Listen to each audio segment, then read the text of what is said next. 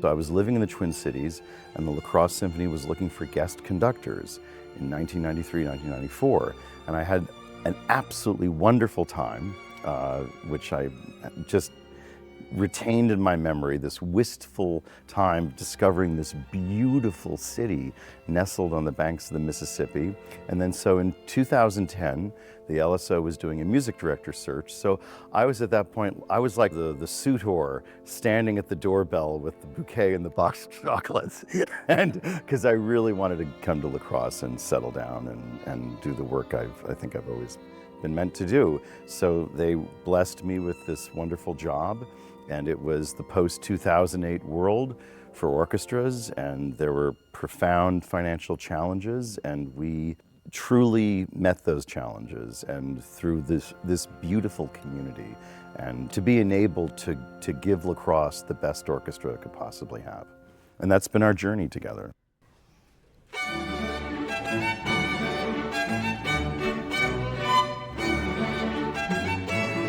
This is the last big concert of the season. We start with one of the great world-class classical music soloists from right here in the Midwest, one of my greatest Chicago colleagues, the great American violinist Rachel Barton Pine, with whom I was very privileged to make many years ago, 20 years ago it was, what remains a rather famous recording of a piece called The Scottish Fantasy by Max Bruch. So we celebrate that great partnership that Rachel and I have had, and also not only the personal partnership, but again, this truly world-class musician who is right here in our own neighborhood of the Upper Midwest. And she's going to be playing the eternally beautiful violin concerto of Brahms.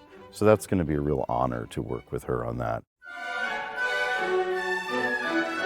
Then after the intermission, we wrap up the concert and wrap up the season celebrating one of my great personal loves in the repertoire, which is the French repertoire.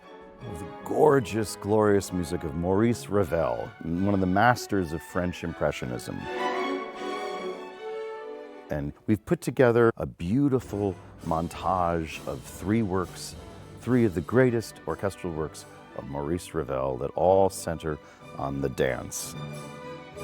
And I think it sums up everything we want to do as classical musicians, to give people this, I know it's an old-fashioned phrase, but truth and beauty and truth, to give people an ideal beauty that they now more than ever cannot find anywhere else in our world, but to do so in a way that makes us all as individuals treasure what we have. I've spent my whole life with music, being a student of music. I'm not a scholar, but a student of music. And I like to think a student of history and culture and the arts. And I love sharing with people what I do know by this point of the journey about what makes this music great and what makes it so relevant, absolutely relevant to our lives. And it's always a pleasure to share what I know. And people seem to enjoy it. Or else they're just being even nicer than I think.